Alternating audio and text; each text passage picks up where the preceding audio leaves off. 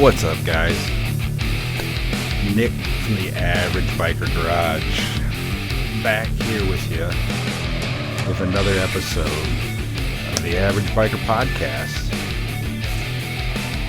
I gotta say, again, I'm sure you guys, well, maybe you're not sick of hearing it, but if you're sick of hearing it, I'm not sorry. Big thanks for the views on the YouTube channel.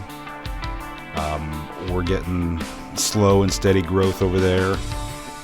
The subscriber count's going up, the view counts. I don't know what happened the last couple of days, but the view counts have just been through the roof. So thank you for that. I truly appreciate it. You know, make sure to go over there. If you haven't been checking it out, you should go over there and check it out. You know, share the videos, like the videos, comment on the videos. I usually reply to every comment that y'all post over there. So I again just appreciate it. Very humbling. Again, big thanks on the downloads and the listens and the follows for the podcast. The downloads are slowly increasing. The listens are increasing. We got people all over the world are listening, and that's crazy. That is really mind-blowing that there are people in different countries listening to this, and it's very cool. So if you're out there, there's one guy in Germany, I think he's downloaded every episode. So yeah, man, if you're out there listening to this, thank you. I appreciate it. So today's episode is going to be a little different than the other episodes. It's not going to be totally motorcycle centric. And if you listen to the pilot episode, I had talked about how I didn't really want this to be just motorcycle centric, because I'm not just into motorcycles. It's I'm into cars and trucks and you know, pretty much everything with an engine. And today's guest isn't all about bikes either. He dabbles in motorcycles a little bit, and we'll get into that. So my guest today is one of my best friends, Tyler Pedersen. And as I was saying, we cover a range of topics from bikes and cars to business ventures and day trading. And I'm pretty sure I've got him talked into becoming a life coach now too. I mean, this guy's so damn busy with all of his other ventures. I think he can find some time there to you know, maybe be my personal life coach, because he dropped some knowledge on me in this episode, and you know, flipped the script a little bit towards the end of the show, and it was really cool. So he hosts his own podcasts about trading and crypto and stuff like that over there on YouTube. And he also writes a newsletter talking about it, just giving his predictions. He does not give financial advice, but he just gives out his predictions. So I'll post links to all that stuff. Post links. We talk about his race team and stuff. I'll post links to that too. So make sure you guys are, you know, supporting our guests, going over and giving them a follow and a like, and just checking them out and telling them that you heard about them on the Average Biker Garage podcast. So I'm truly glad I get to call him a friend, and I'm grateful that he came on the show for me. So I'm sure you guys will really enjoy this episode too. So without further ado, here's my buddy, Tyler Pedersen. Cool. All right, so introduce yourself, name, age, location. You don't have to tell everyone where you're at if you don't want to. Yeah, my name is Tyler Pedersen. I'm 36, based out of Northwest Ohio. And my podcast is usually motorcycle centric. You're not really a motorcycle guy yet, right? No, and that's why I was surprised when you wanted me to come on the podcast, because no experience in motorcycles yet. When I was go ahead. That's not true necessarily. Okay, but for everyone else listening, this is one of my best friends, So I know a little bit of his backstory. I'm going to try and get it out of him. You used to ride dirt bikes, didn't you? Yeah, so that's where I was gonna go. So in high school, so I think it was about eighth grade or so, eighth or ninth grade. We had 40 acres of land, my mom and stepdad, and my stepbrothers were really into dirt bikes, and I was like, man, this seems pretty cool. And so I asked my mom if we can go get a dirt bike. So she's like, yeah. So her and my stepdad, we go to Fort Wayne, Indiana, and we go to this guy's house, and it's a YZ250 two-stroke and everything. We go to just start it up. I have no clue what I'm looking at. You know, I'm a kid at this time. My stepdad kind of is mechanically inclined and stuff, so he kind of knows what he's looking at. It's got like an FMF pipe and all this other stuff on it. So I think it was like $950 that we paid him. Go and I start ripping around the yard with it. I didn't realize what the power band was on a two-stroke until I ripped it, and I pretty much flipped off the back of it in my yard. And then I figured out, you know, they're very throttle sensitive when you get high up in the RPMs on those two-stroke dirt bikes. So that was an experience, and you know, it was probably a couple days into me riding that, I dumped it in my yard, and it wouldn't refire. I found out that the engine needed overhauled. Took it up to the guy up in Coldwater there. I think Romaine or what's that guy's name? They did a lot of racing anyway. Romine? No, Stanton. I think. Yeah. No, I think Romine or Stanton maybe rebuilt it. Anyway, I think it was Stanton's shop that went and rebuilt it, and then got it going again. And then, you know, I went to my first, you know, race up at Log Road, and I took my dad with me. We went and hung out, and I was like, man, this seems like a lot of fun. I think I can do this. So I go back and talk to my mom, and I was like, hey, can I start doing this? And she's like, well, you got to choose football or dirt bikes, Tyler. I can't afford both right now. So I said, man, this sucks, because I really enjoyed football. And so, as you know, I chose the football route, and then I rode dirt bikes kind of just for fun and as a hobby from there on out. So Star fucking quarterback, running back. Motherfucker was throwing passes to himself. It was crazy. Not really, but it was good. I had fun. So we had fun. So yeah, Log Road's well, I guess it's kind of a local track for us, but so you never raced up there? No, I never raced. I actually never did a track day. The only track I actually got on was Ridenauer Acres. So Jake Ridenauer. So our buddy Josh Baldwin, he was big in the dirt bikes, and so he's like, hey, let's go ride at Ridenauer's racetrack. And I was like, that's cool. It was like 10 minutes up the road from where I lived, and went and did that and had a lot of fun. I think I cased it like on like a kind of a tabletop jump and stuff, and had fun doing it. But that was the only time I got on track, and then just kind of fizzled out. You know, I sold the dirt bike and stuff, and just ended up moving on from that, and just started just really getting into sports later into the high school years. So kind of just went on its wayside. So I've never been to Jake's track, but from what I've heard of people that have been there, they say it's a pretty serious track. Like, he doesn't fuck around. Dude, 100%. I mean, he's got everything there, and he's got the land, and it was a really, you know, it's a good track for people locally. So I think it's it's a good experience for anyone who's into dirt bikes and stuff like that in the Angola area. It's a really good place. So sweet. Yeah, I don't know anyone in the Angola area that listens yet, but hopefully soon. They're coming. So yeah, and I don't necessarily want this to be the podcast to be motorcycle centric, because I'm into cars and shit too, and that's how we started hanging out. So after when did you start getting into cars? Yeah, so I think the turning point for cars was the first Fast and Furious.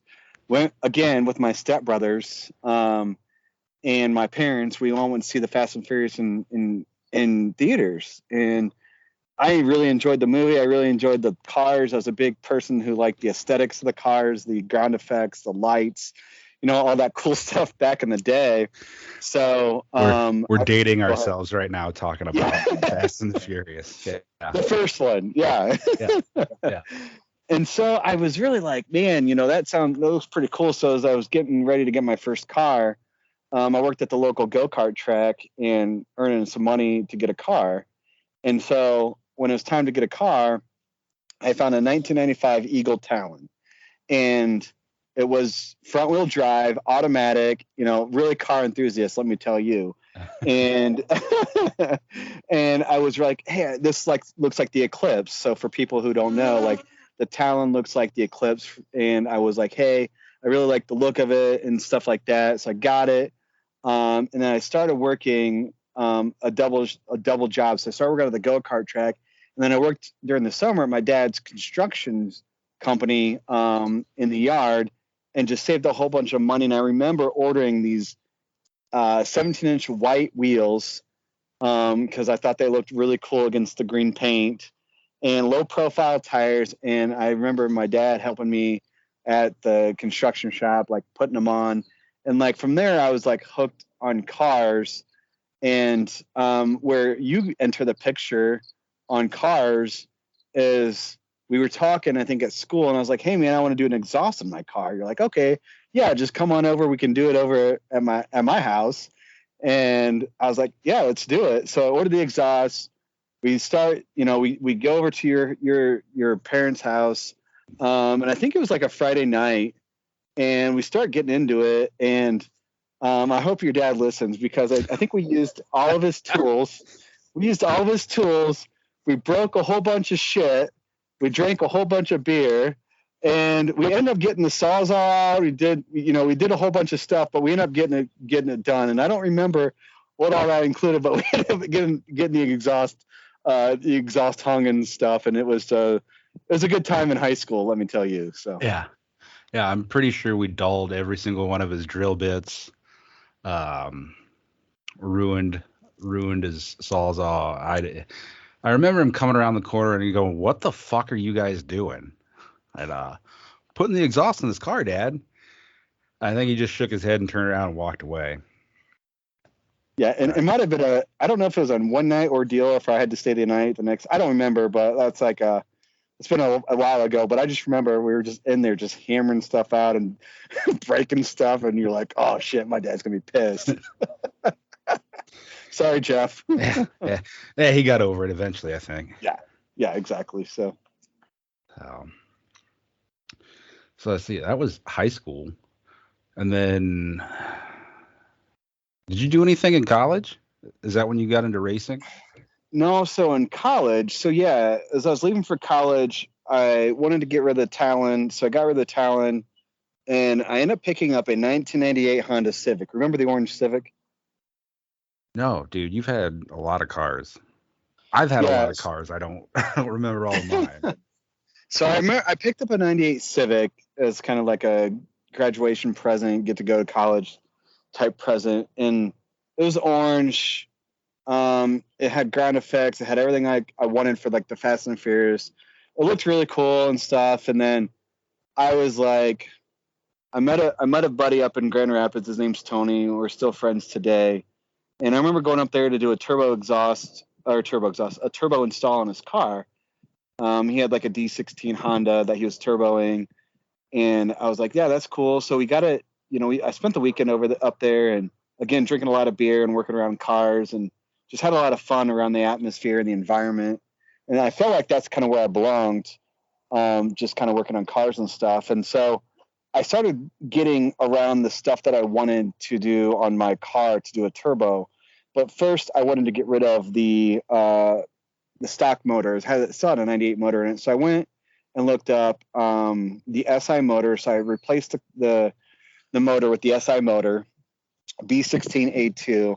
And then I started going with the turbo platform, started piecing like a front mount intercooler.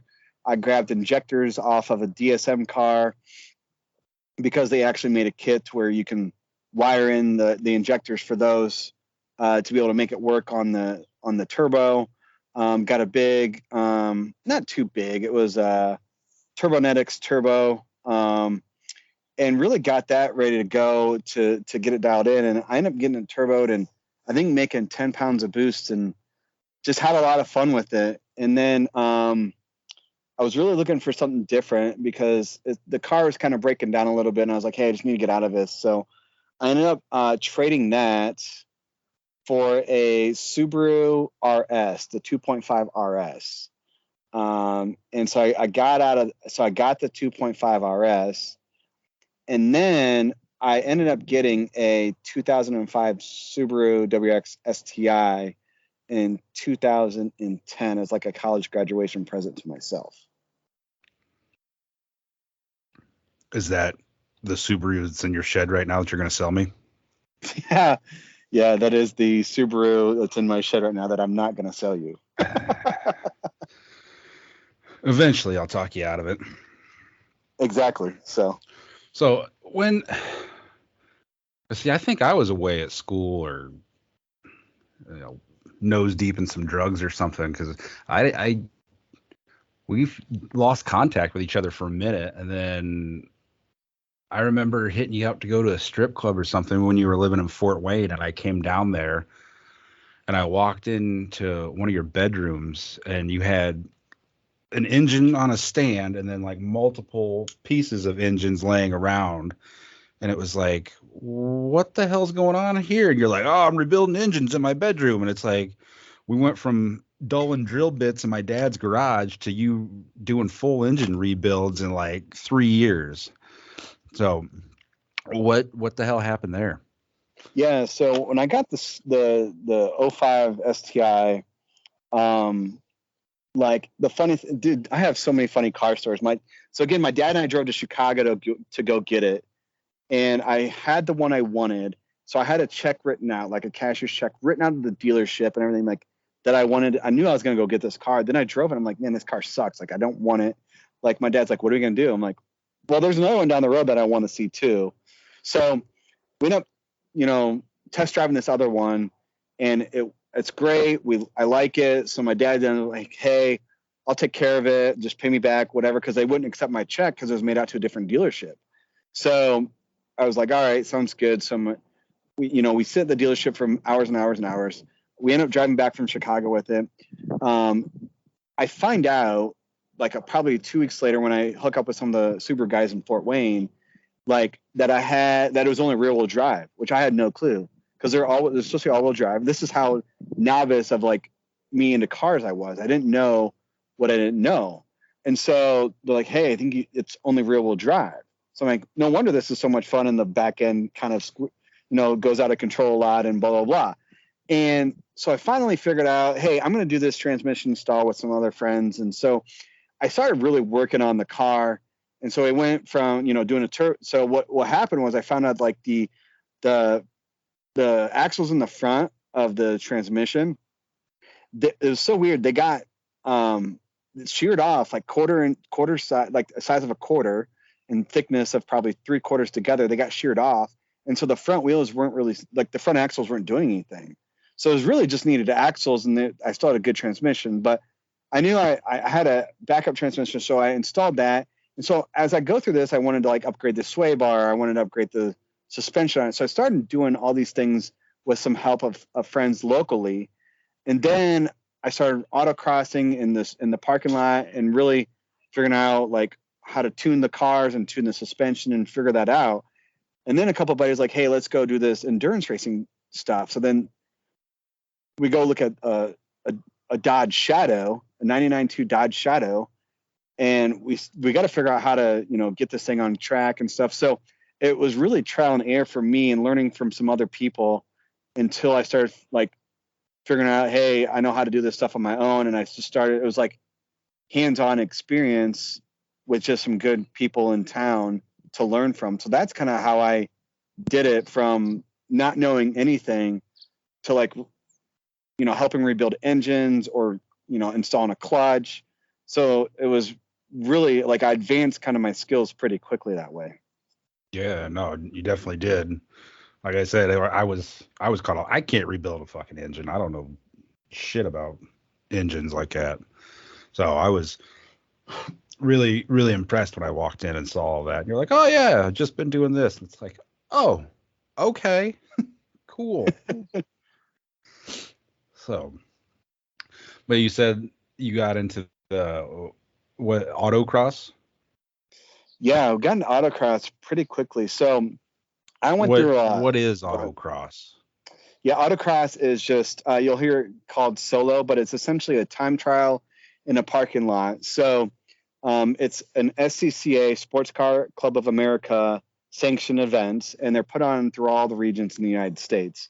And what you do, it's there's a course with cones, and there's all these different classes based on like modifications you have in your car. So you can go from a stock, you know, Honda Civic to like a modded out Chevy Camaro with no top on it on, you know, 375 wide Hoosiers, right? So there's a class for everyone, and it's just you on a time trial basis. So runs can differ from 45 seconds to over a minute, and you usually get 3 to 5 runs, and your best time of the day wins. And if you hit a cone, there's a penalty and stuff like that. So it was really a way to be able to hone your skills, and they're super cheap. It's $50 to be a member for the year, I believe, and then like for the weekend, like it's $30 to $50 for the event. So for me, it was a really cheap way to start getting into racing and understand that. And you know, I brought my dad out to a lot of the events, and he enjoyed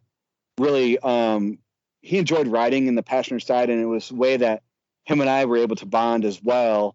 So it was just a good way to get into racing, and that's how I met all these people to go endurance racing with. So I went out to on the autocross stuff.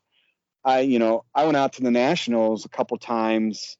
One in my STI, another in a Mini Cooper with my friend Alan. But it's out in Lincoln, Nebraska, and it's at this big airport. And I mean, people take it serious. It's amazing how much money gets wrapped up into just couple 60-second runs.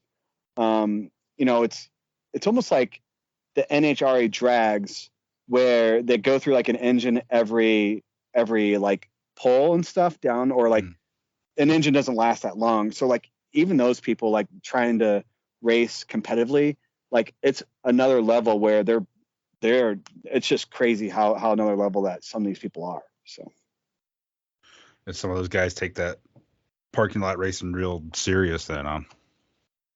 yeah, 100%. And like there's no money involved, right? Like you can win some free tires, and you can win some free brake pads and some stuff. Maybe a little money's involved, but it's like, there's not payouts and stuff, and it's people just doing it because they like to do it and be competitive.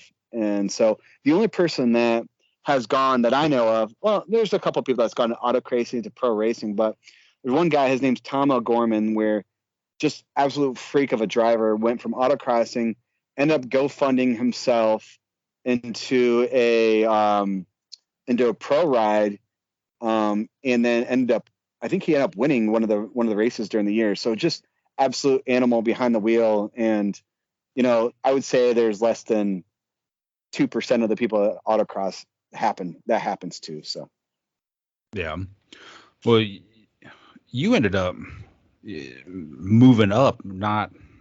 You don't do autocross anymore, do you? no, it was so probably around 2013, well, 2012 is when we first bought the Dodge Shadow. And I was just going to go do it for fun, to go race tracks that I want to go race in the United States. I took my STI down to Putnam Park in Indianapolis, and it's a racetrack down there, and I had a lot of fun doing it. I was like, I got way more seat time, and I was able to challenge myself a little bit better.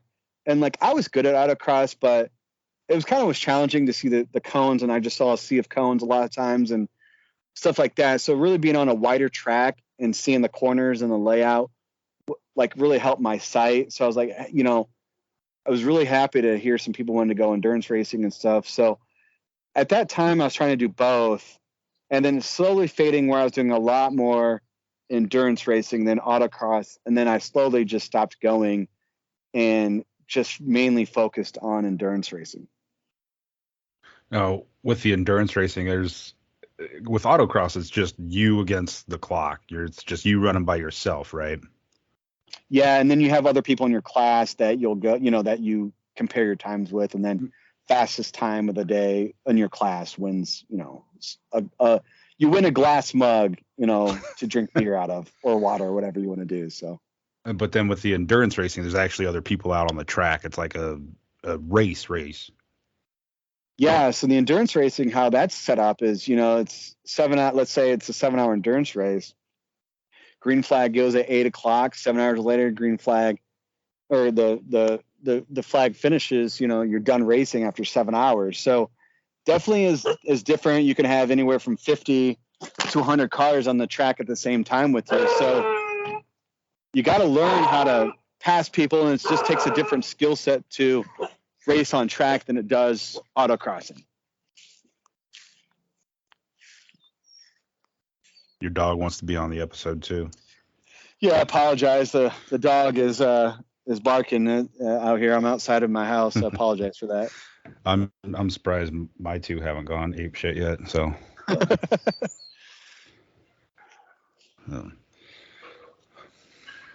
So, with the endurance racing, are you still doing that? Yeah, we're still doing it today. So, this is my 11th year doing at least a track in the season. So it's amazing. I've been doing this thing for 11 years. So,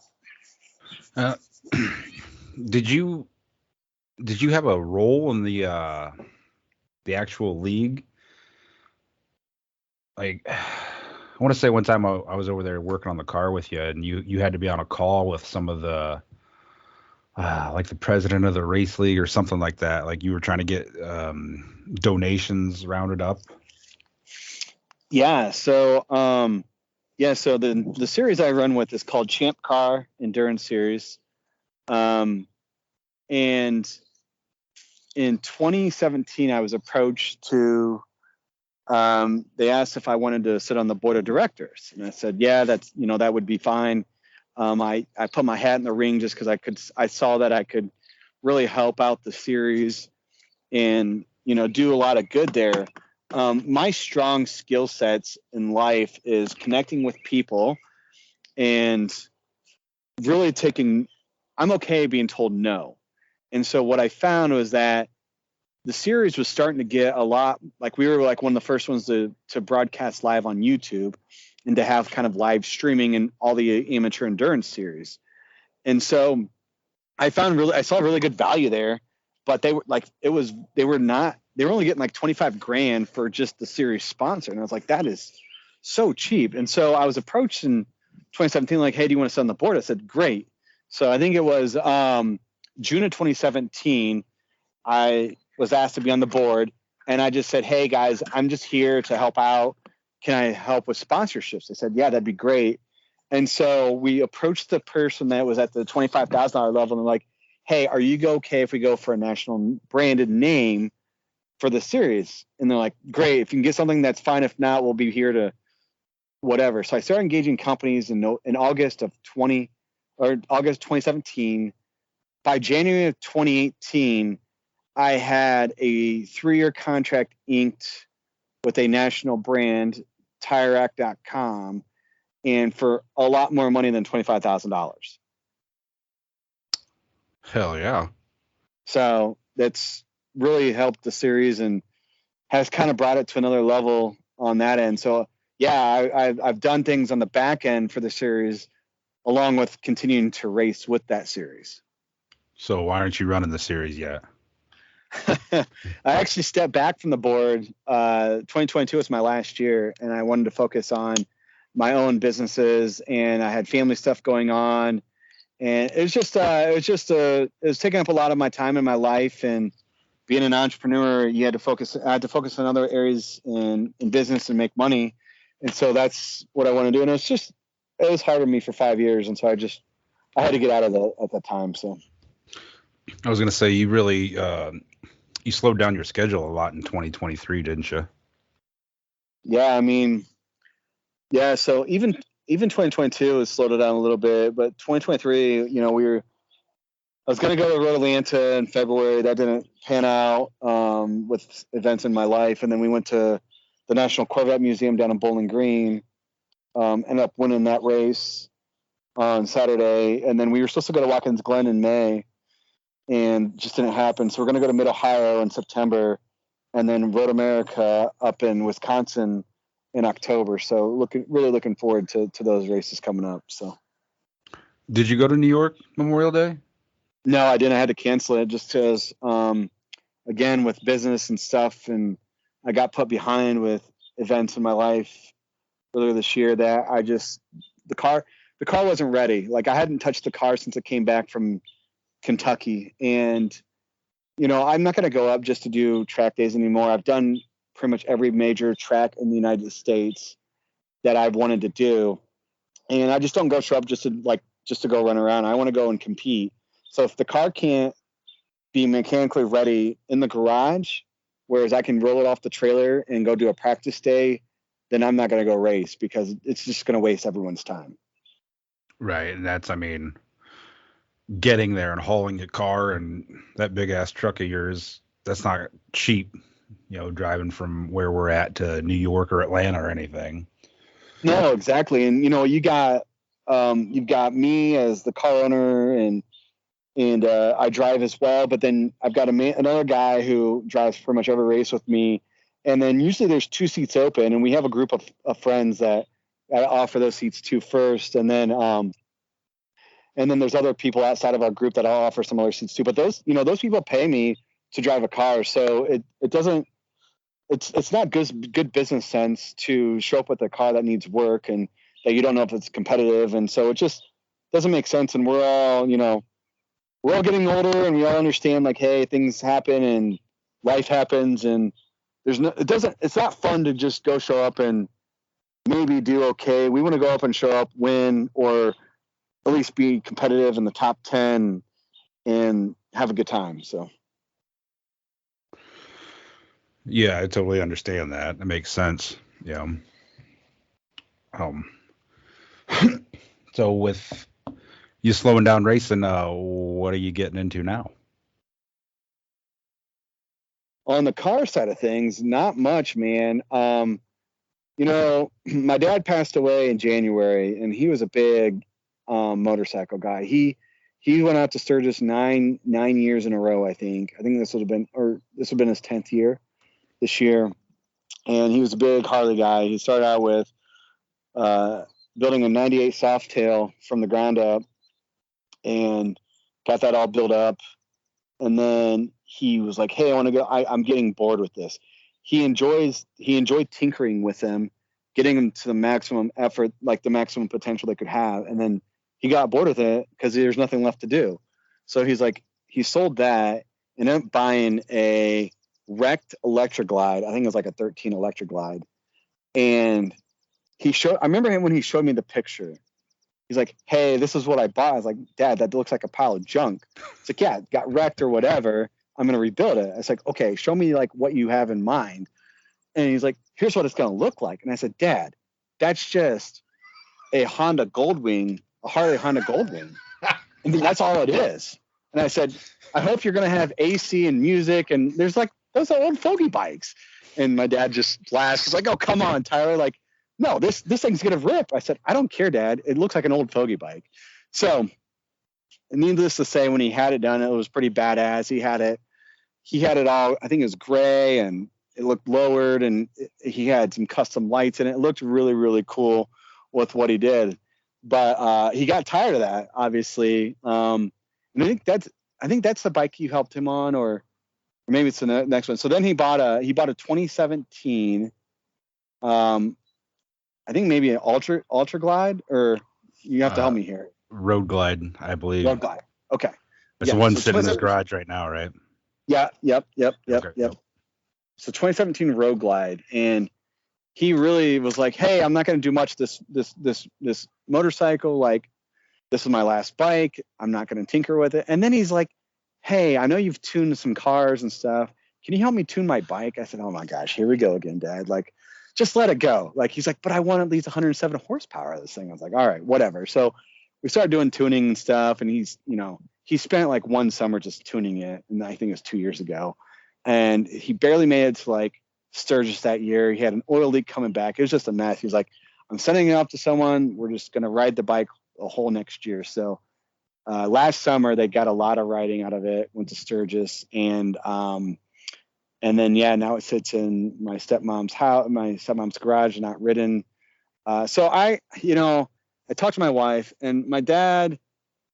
He loved motorcycles. He loved going to the races with me, but we never got to like drive cars together or ride bikes together or anything like that, or even race together. Right? I mean, he was never the driver because he had equilibrium issues and stuff like that. So I was thinking to myself, I said, hey, it's not that I don't know how to ride a motorcycle. I don't trust myself. I don't trust other people on the road. And I know a lot of people get fear of that, but at the end of the day, we're going to go one way or the other, whether I'm riding a motorcycle or I'm at my house or whatever, one way or another, God's going to take us and stuff like that. So I asked my wife, I said, hey, would you be okay if I took my motorcycle test so I could go ride my dad's bike a couple times a year? And she's like, yeah, I think that'd be fine. Like that'd be great. And I talked to my stepmom. So she's like, yeah, you're more than happy to, ride your dad's bike how often you want. And so I need to schedule my test, but that's kind of the next step. What I want to do is I want to get my motorcycle, license and start riding that big honking Harley. But I got to find time to do that, Nick. So Yeah, when did you decide which one you want to take? Either the MSF class or that 1 day class? I don't know because I don't know the difference. So I mean, maybe I need to research a little bit more because I think there's one that's like, well, there's one for like the whole weekend. And like, then there's one that you can just do it's like an hour. So I didn't know if like I could actually do the hour one and then still get my license or how that even worked. Uh, well, I don't know about Ohio because you technically live in Ohio, Right. but in Indiana, you don't even have to take that. You can take a little Honda Rebel 250cc up to the BMV and tell them you want to get your test, and they'll take you out, or you want to get your motorcycle endorsement. I think you got to have your permit for a while. You take the test, you get your permit, and you carry that for so long, and then you go up there and they'll come out and tell you to go turn it around in the parking lot, miss this, do that. I've never taken the BMV class. I've taken the MSF class 3 times. I took it the first time when I was 15, and then again when I was 17, and then again with Ashley just here in 2020. But that's the whole weekend class, and you take that, and Friday's like 3 hours in a classroom, Saturday's like all day on a bike, Sunday's half day on a bike, and then you do a written test, and you pass that, you get a little card saying that you passed that. You take that to the BMV and say, hey, I got this, I want my endorsement. They say, okay, cool. You get your new picture taken, and it says, I don't know, I think it says L now or something like that, but it used to say M. You get a little endorsement that says M. And that's it. Yeah. So I think that I'll probably end up doing the MSF class just because I probably need to get a little bit comfortable on riding the bike before I get on my dad's big ass Harley. But yeah, man, that's kind of the next step is doing that and getting more kind of easing down on life a little bit.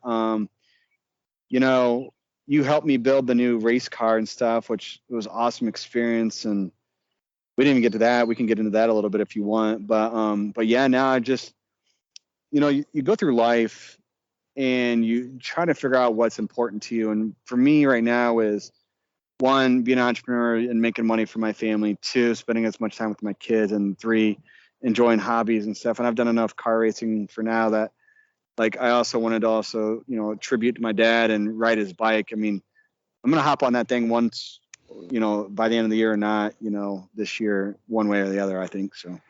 Yeah, I drive by his house every day, and the garage is usually open, and I always look over. I'm like, oh, thing looks so lonely sitting there.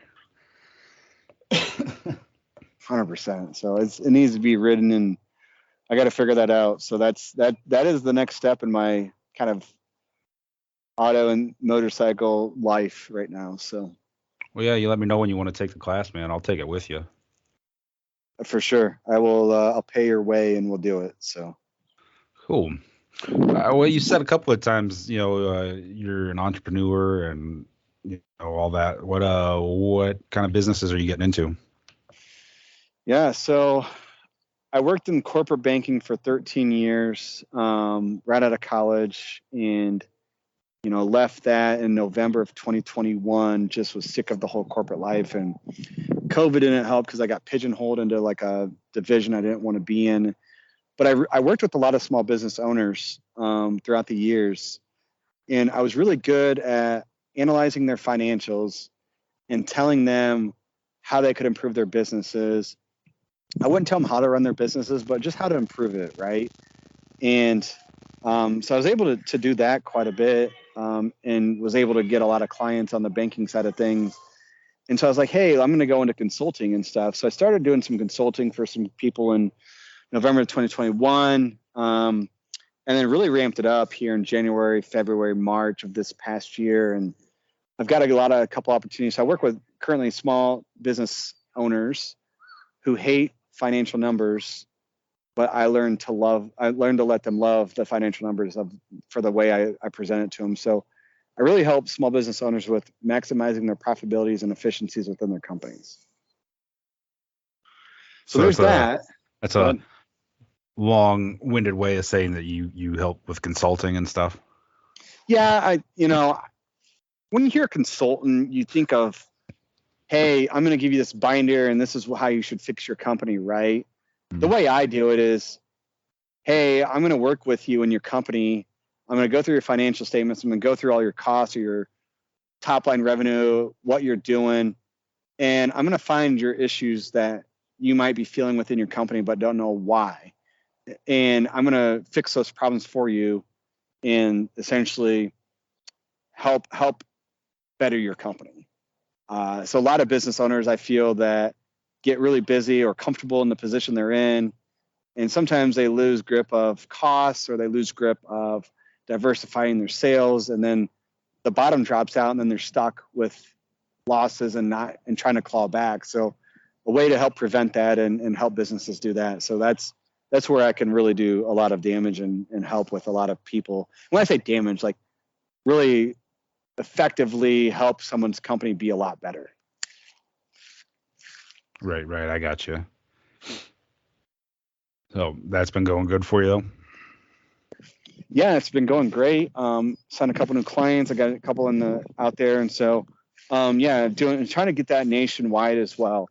The other thing I've been doing is back in 2013. So when I worked when I lived in Fort Wayne and I worked for a small community bank, we would go to the bar every Friday and we'd get drinks. It was just what we did.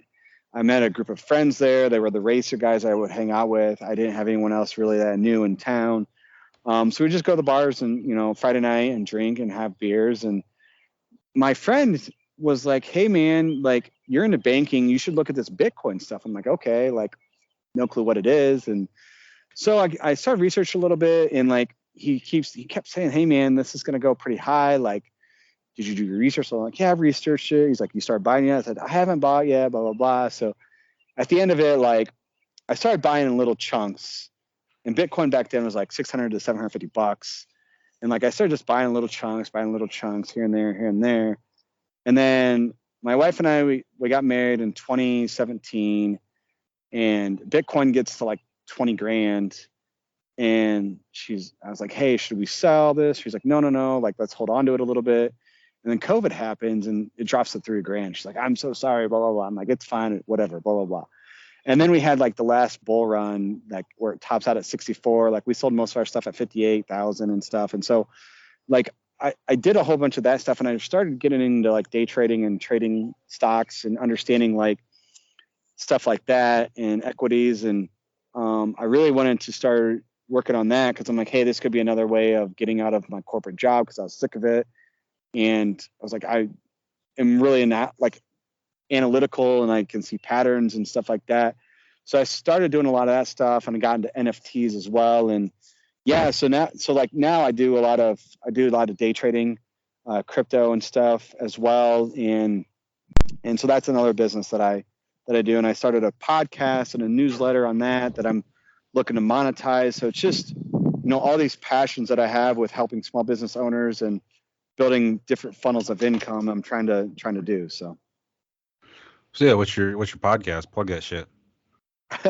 It's the Torque Trading Podcast, and it's where I interview ordinary people who became extraordinary traders. It's going through stories of regular individuals like you and I, and understanding what they did before trading, how they got into trading, what wins they had in trading, what failures, how they got a mentor, and really dive into the personalities of these people and to show people like, hey, if you just get started, you can do this too. And yeah, it takes a lot of work and a lot of discipline, but if you really want to set yourself apart, like it's possible. And that's what I want to bring to the table is through the podcast. And then I've got a newsletter. If you go to Torg Trading, TORG trading.com, you'll see all this stuff. The newsletter goes out once a week, and it goes through all the macro economic news for the week, and it focuses on I go through like the metals data like gold and silver. I go through energy, natural gas, oil, and then I go through the dollar and show what all those are doing, like what I'm looking at for the week. And then I go through kind of some crypto news, and then I go through the Bitcoin and Ethereum chart, and then also some other altcoin charts as well. So I also do that to help people who don't want to get into like the very micro of trading, to where they can just read the newsletter and it takes them 10 minutes and they can get a scope on what's going to happen for the week. So yeah, I think I read the first edition of your newsletter, and it was above my my head. You gotta dumb that shit down, man, for people like me. Yeah, that's why I try to give just targets on prices that I'm looking at, and this is not financial advice at all. I'm not an advisor. I'm not licensed or anything like that. It's just, I'm in the charts every day, and I just want to help people, like, because it's so funny, because back in I think it was 2022, everyone was like, oh my gosh, like Shiba, should I buy Shiba? Should I do this? I'm like, no, you shouldn't. And this is why, and still people bought it. And people kept asking, like, should I buy crypto now? When should I buy it? So I'm like, I'm just going to do a newsletter. Instead of giving like individual answers, everyone can go to my newsletter and find out like what's in my mind. I don't give all the secrets out and stuff like that. I still keep a lot of stuff to myself, but it's a way for you to understand what I'm looking at in the markets. So Yeah, I know I hit you up a couple of times asking about IPOs and shit like that. yeah, I remember that. So yeah, where did you get the name? It's ever since you brought that out, I was like, what the fuck is Torg? Yeah, so the company, my company, the parent company of all my businesses is called the One Room Group. And sorry to get like religious and stuff on your podcast. I don't know how many religious people you have listening, but me, brother, So I'll get it real simple for people. So when my wife and I had our second child, we had a lot of complications in the hospital. She was past 40 weeks. My wife got really worried. We go to the hospital. We have this plan that we want to do. It's, COVID season, blah, blah, blah. We have to do all these stupid COVID tests and all this other stuff. And we have our plan that we want to do. It worked last time with our oldest, and this nurse just didn't want anything to do with it. And we're not on the same page at all. So it gets to be about 6 o'clock at night, and there's a nurse shift change, and they bring in this nurse that totally agrees to our plan. She understands what we want to do, and we like are in stuck labor. And so like we finally have a great delivery. Everything like went not as planned, but as good as it could. So I started thinking to myself, hey, what happens if people, even business owners in their life, can get their whole team together, right? Can get their accountant, their lawyer, everyone in one room, like even like their key employees in one room and get all on the same page, how much more powerful can their companies be? So that brought me to be like, okay, that's one room. So I go back into my Bible and I talk to my pastor at the time when we're starting to throw stuff back and forth. And we go back to Jesus in the upper room and talking to the disciples, his Last Supper, washing the feet. There's other events that happen in the upper room as well.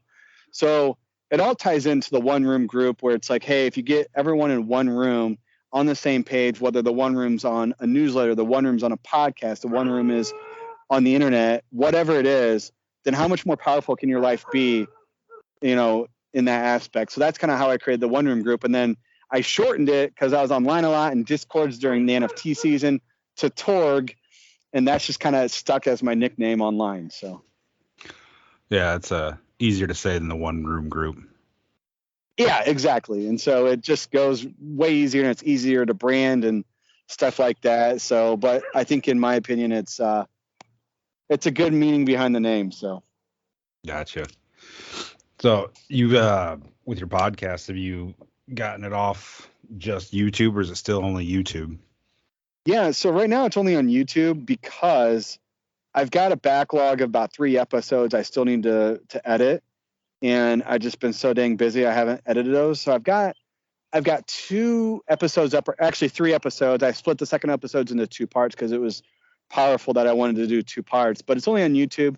Once I probably release these next 3 on YouTube, I'll probably get all those into MP3 and be able to just upload those. And what I wanted to do is release them like once a week on Spotify or do that Buzzsprout you talked to me about, and just start really getting that backlog so I didn't run out of stuff to do. So I've got another interview coming up this week, and then I've got a couple more as well. So I want to just have that backlog of like 5 to 10 to be able to just start hammering them into Spotify and Apple. And it also gives me time to, like, if I want to change the name, because right now it's called the Torque Trading Podcast, and that doesn't really have a good name to, like, who would look that up on Spotify. So I don't know what I want to do there. So it's just still kind of out there. So I'm just kind of building the content out at this point. See, that's why you're so much smarter than me. Like you wanted to have a good backlog of content and shit. And I'm like, well, fuck, it's Monday. I got to release a podcast on Wednesday. I should probably start asking people if they, would want to record one here in the next 2 hours or so. Yeah, I think the backlog is good, but I think always, if you can always take something away from every episode, like, how can you get yourself better as an interviewer? How can you reformat it? Like, you're always getting better, then I think you're improving, and the followers will come. So how do you find your guests? I know I texted you this the other day. How do you find your guests for your podcast? Because that's where I'm gonna hit a wall here before too long. Yeah, I mean, and this is kind of where I'm at, is that I'm in a whole bunch of Discords and groups and stuff with people, because there's a lot of crypto, or they're not crypto. There's a lot of trading podcasts out there with equities and foreign exchange people and these big name people who've made millions and millions of dollars and stuff like that. But they've done it all through equities, or they've done it through like a firm and stuff like that. No, there's never been really a podcast that's interviewed people from crypto or NFTs or anything like that. And so that's really what I wanted to do. And so I started just reaching out to people that I knew, like, that had made quite a bit of money in these realms and I knew were successful. And so I started out with them, and then I just started DMing people on Twitter, because all the action in crypto happens on Twitter. So I just started DMing like people through there, or like emailing them through their websites. And there's a couple, I'm super excited because I already got one like pretty influential person recorded. And then I've got another one coming up this week that I'm recording. And then there's a couple of people that are like, they've got like 80 to 100,000 followers on Twitter that are like, hey, definitely would love to come on your podcast. I think it's a great idea, but I'm just so busy because recording an hour with you takes away from an hour of creating my own content. So they said, why don't you build the content? And once we see that you're steadily doing that, then we'll come on. So I've got like a whole bunch of people. So it's just like, in my opinion, having that value statement of what the podcast is about and giving that value out to the listeners, you'll find the people that think it's cool and interesting as long as you build the content out. Because there's a lot of people that start these podcasts are like, hey, we're going to do this for like the next year, right? And then they fizzle out after a month, right? Or whatever. And so I think it's just literally, even like your idols that you find in motorcycles, DM them, tell them what you're doing, tell them what you want to do, and just whatever. Like any influential bike person, like I would have just email them or spend the time to like figure out a way to interact with them to see if they want to do some, give some time to you for the recording of the podcast. So I think that's just been my way of doing it. See, it's I commented on a guy's YouTube video the other day about getting on the podcast, and he said, what the hell did he say? Something like, oh, that's interesting. Thanks for the invite. Let's keep in touch about it, or something like that. So I don't know. Like you said earlier, you have never been afraid of hearing the word no. And that's part of the reason why you've gone so far in your life as you have, like why you've been successful in pretty much fucking everything. But I am afraid of hearing no. I hate I hate rejection.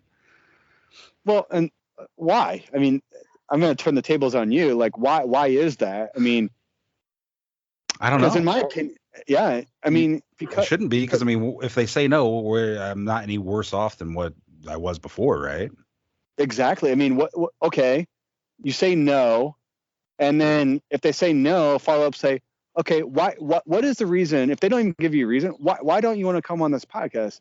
And maybe they say, hey, I see that you only have a couple episodes recorded. Maybe I'll come in when you have 10 episodes recorded, right? So then it gives you kind of some fuel to go find some other people. And I've really found it to where when you're starting a new podcast, it's the people that are amateurs or that are not really known in these worlds that do really good stuff. So like James, who you had on your podcast, like with like, I don't know how well he's known in the motorcycle world, but this dude is like tattoo artist, food truck owner, has a ton of bikes, like super good content. Like if a podcast like yours like takes off, like he's gonna get some other recognition. But it's like some people that like are doing good work in the motorcycle world right now that aren't really known, like that are working regular jobs, like they want to talk to people, they want to tell their story, they want to give advice to amateurs and new people so they don't screw up and they can save times. Like those are the people I'd be looking for. Like your Facebook groups, like, hey, anyone with an interesting story or anyone that wants to come and tell their story on my podcast, come do it. Like I think it's just great. And like, and then the other thing I did was I have a Google form that where I send to people who are interested, that it picks their time, like they pick their time slot, the best way, best time for them. And then I give them like 5 bullet points so I get to know them a little bit more. Like you can say, hey, like your first one, it would be first question, like, how'd you get into motorcycles? Right. And then give you like 5 bullet points on how you get into motorcycles. Like, do you have a mentor in motorcycles? Blah, blah, blah. Like, do you like engine work? Do you like painting? Blah, blah, blah. Like, what's your expertise? And like, and then you can start going into all these little different realms of the motorcycle world to start giving value back to these people who are like, hey, I don't know how to get into custom paint jobs. And this Facebook group I just joined, Custom Paint Jobs for Beginners, isn't going to give me shit. So I'm going to go to the AB podcast, right? And I'm going to listen to these couple episodes by people who are giving techniques or giving understanding how can I get into this stuff and get value that way. So. See, I think you just discovered your next business venture, life coaching. No, I will not life coach. That was good shit, bud. No, that was really good shit. I love it. It was great. Yeah, I think too many people get so narrow focused on the now or the short term. And if you zoom out just a little bit, right, and you say, hey, I'm going to do this for 12 months, or I'm going to do this for 6 months, and I'm going to do the same thing for 6 months every week or every 2 weeks, right? And let's see what consistency you can do. And it's amazing how far that takes away, right? So let's say, like, I know you've been sober for over a year, right? That didn't happen overnight, right? It's like, hey, the first week sucked, right? But once you got through the first 30 days, it was better. Once you got through the first 60 days, it's better. Now it's easy to just not drink, right? It's easy to be like, go around with people as you see beers or whatever. It's just, your life just kind of got a little bit better just taking that one vice out of your life. So I think if people can learn to do that little by little, and it can come to finances, right? If you want to save a little bit of money, what does saving an extra $10 a week look like? What does saving an extra, $50 a week look like? Can I cut out my Starbucks? Can I cut out my Jimmy John's? Can I do this to save for better and better my life? It's just, people just have to have the mind. It's all about mindset for people and zooming out a little bit instead of looking so narrow term, because right now in America and right now in life, people are so want the satisfaction of everything now, and technology has done that to us. Everything's done that to us. So instead of people seeing, go ahead. I blame Amazon. Yeah, exactly. 2-day shipping. Everyone wants shit, within 2 days. Well, 2-day shipping, when you have breaking news, it goes instantly to your phone as a pop-up, right? Yep. I mean, everything is instant nowadays. So, but making money is consistently, or changing your life consistently, doesn't happen overnight. So that's my thoughts. No, I totally agree. So, well, hell yeah, brother. We just hit an hour and close to it. So I think that's a good point to stop on. All right, that sounds good, man. Well, thanks for giving me the time. Yeah, no, thanks for coming on. Crank Yanker Racing. You haven't posted a video on that in what, 2-3 years? Man, it's been a while. But Crank Yankers Racing, that's the race team. Yeah, I always used to like upload the videos and stuff from our races, but You used to live stream it. I used to live stream it as well, yeah. And man, being a one-person owner and getting the car ready and stuff like that, and then you get to the track and unload it, like the last thing you want to do is just get all this electronic stuff hooked up. So I just we still stream for the drivers in the car and stuff so they can have video. But I need to get back to doing some of that other stuff. It just takes time and, again, mindset, right? So right. I kind of got a little lazy with it. So. All right. Well, Crank Yankers Racing, Torg Trading. I'll get all the links and put them down in the show notes so people can find you if you're not a financial advisor, but if they want to subscribe to your newsletter and all that, they'll be able to find you. 100%, man. Yeah, I'm willing to help anyone. Anyone has any questions, I'm more than happy to reach out. Feel free to reach out to me, or if people want to see any subjects on like trading or equities markets or anything like that in the newsletter, I'm more than happy for feedback. No one's given me feedback on that thing yet. I always ask for feedback, but I've got like 26 subscribers now, so I think I'm doing okay. It's something right, and it's like all organic, and it's not like, of the 26, I think maybe only like 4 or 5 are family. I don't have like 20 family, so I think it's okay. So that's for the newsletter.